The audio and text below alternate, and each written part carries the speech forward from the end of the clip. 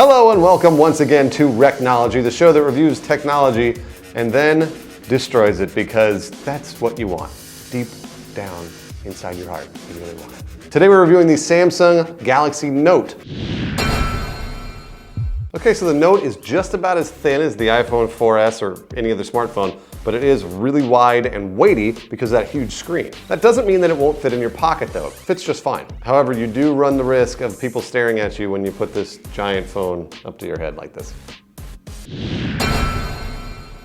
So first we have to talk about the giant screen. At 5.3 inches, this is the largest touchscreen we've used on any phone. The 1280 by 800 resolution is fantastic for browsing the web, reading email, or typing on it. This much screen space is really helpful to have like when you're doing a lot of research, like I was at Comic-Con. And in an interesting move, Samsung actually included a stylus that slides out of the phone, and you can capture screenshots with it, take notes, and even convert your handwriting to text. It works okay, but it's something you really don't need or have a use for very often. The 8-megapixel camera is surprisingly great. It's one of those cameras that I never thought would be good, and I started taking pictures with it. And low light, normal light, everything looks really good. The flash doesn't blow out your subjects. Really pleased. As for 1080p video, not nearly as good. It's kind of jittery and the quality's a little iffy.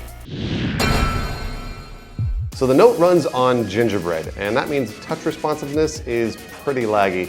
Noticeably more laggy than Ice Cream Sandwich. It should get the Ice Cream Sandwich update any day now, but it's taking a little long. The dual-core 1.4 gigahertz processor makes launching apps as fast as you'd expect, but since it doesn't have ICS, it's not quite as optimized as it could be. It's got AT&T's 4G LTE connection, and it's pretty fast at around 20 megabits download, but it's still not the fastest. Verizon holds that title.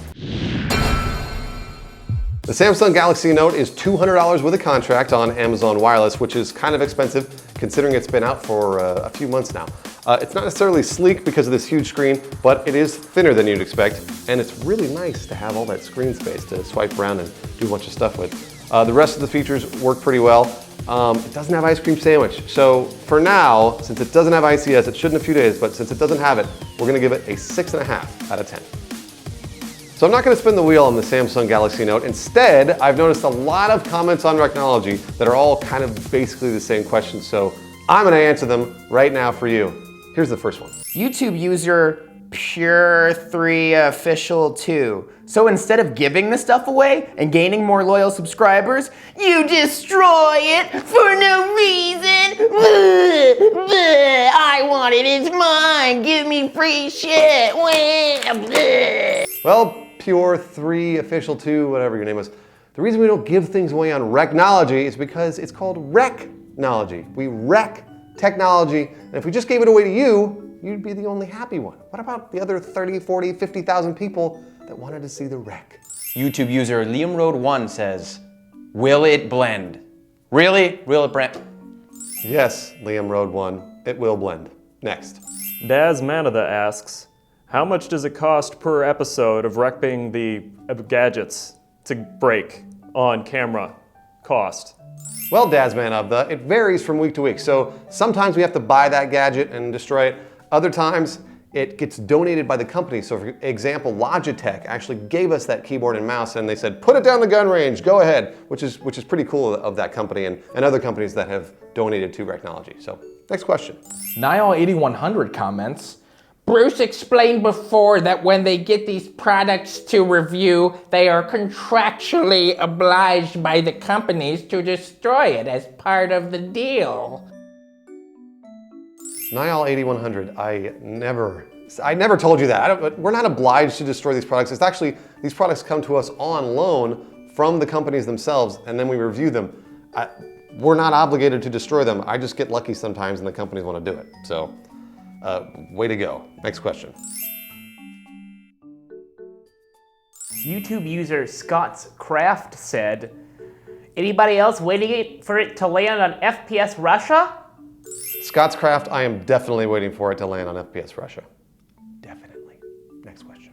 This one comes from Josui3Foka. Oh no, sorry, Foka. F-O-K-A.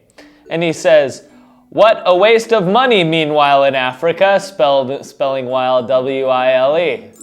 Josu3Foka, do you send your money to Africa? Next question. So today we are reviewing the HTC Evo 3D. No HDMI out.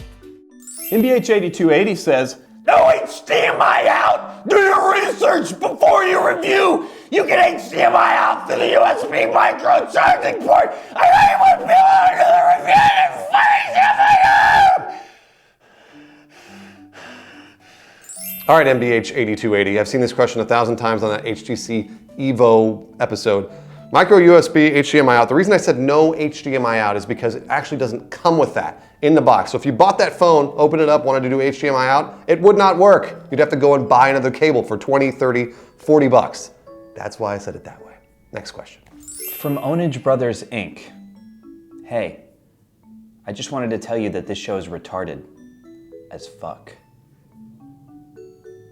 Joke's on you, Ownage Brothers Inc. Thank you for the view. And thank you for watching Wrecknology. See you later.